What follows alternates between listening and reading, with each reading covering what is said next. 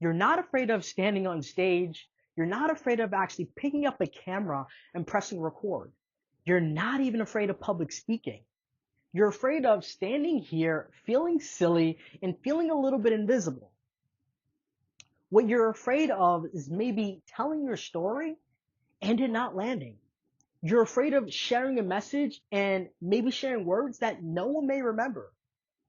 But in this video, I'm going to let you know the 3 steps that I took to speaking for free to speaking with a fee. And you can use these same steps to speak on stage, speak online, or even speak on a podcast. In this video, I'm going to share with you the 3 steps that I took from speaking for free to speaking with a fee. And you can use these same exact steps to speaking on stage or speaking online or even speaking on a podcast. I've been speaking for over the last 10 years, and what business taught me the most is that if you cannot communicate like a leader, no one will trust you like one. If you want to communicate like a leader, you're going to want to follow these 3 main steps.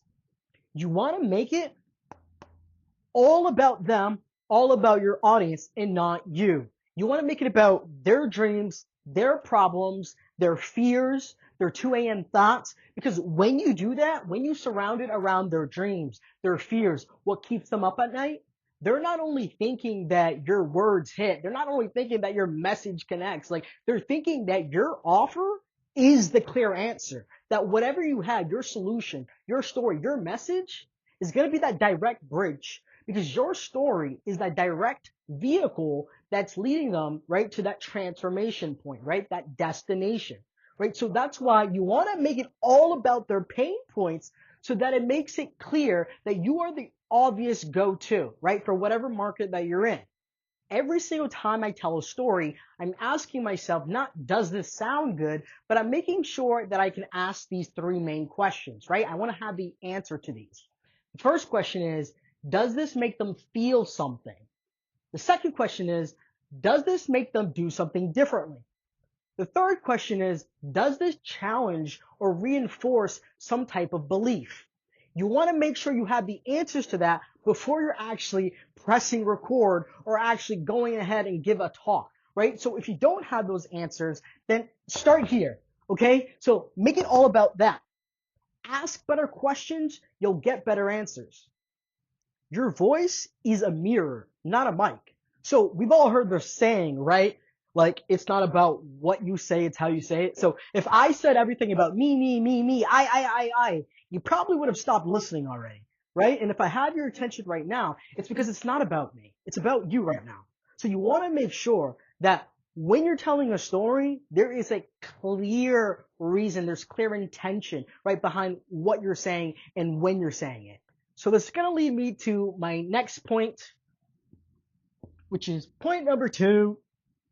You must say one thing and one thing only, okay? And I'm being deliberate when I say this.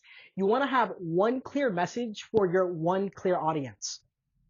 So if your talk has 6 big ideas, 10 tips, and 3 key takeaways, your audience is going to remember nothing. People will nod, people will smile, people will say, hey, great job.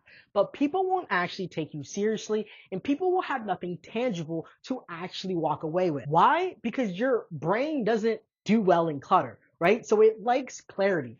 And the biggest problem that I see with most faith-driven, mission-driven leaders is that we have so much to say, so much to give out, but we don't know how to actually properly structure it well.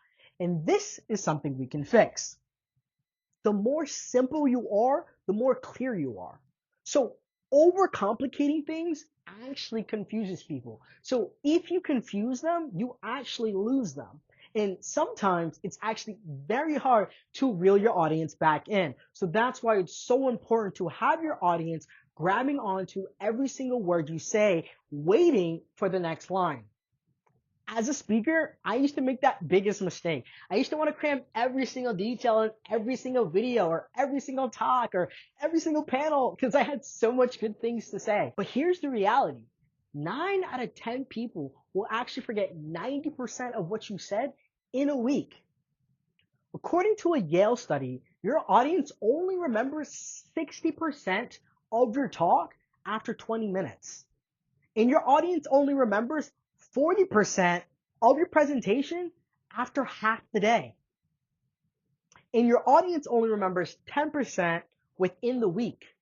So if you know what you want to say and how you want to say it, you have to do it with real structure and real strategy. So try this before your next big talk or your next big speech or whatever. What is the one thing that I want my audience to remember and walk away with? If they could only walk away with one thing, fill in the blank. I want my audience to remember blank. Write this before your next talk. If my audience can only remember one key thing, let it be ... Fill in the blank and build around that. This leads me to my last step, but the most important one, and the ones that actually people tend to forget. If you skip this key step, nothing actually works. So bear with me. You want to speak from experience and only your experience. And there's a couple of reasons why. Your lived experience equals your PhD. Like, I mean, your blood, sweat, and tears. Your lived experience, no one can take that away from you, right? So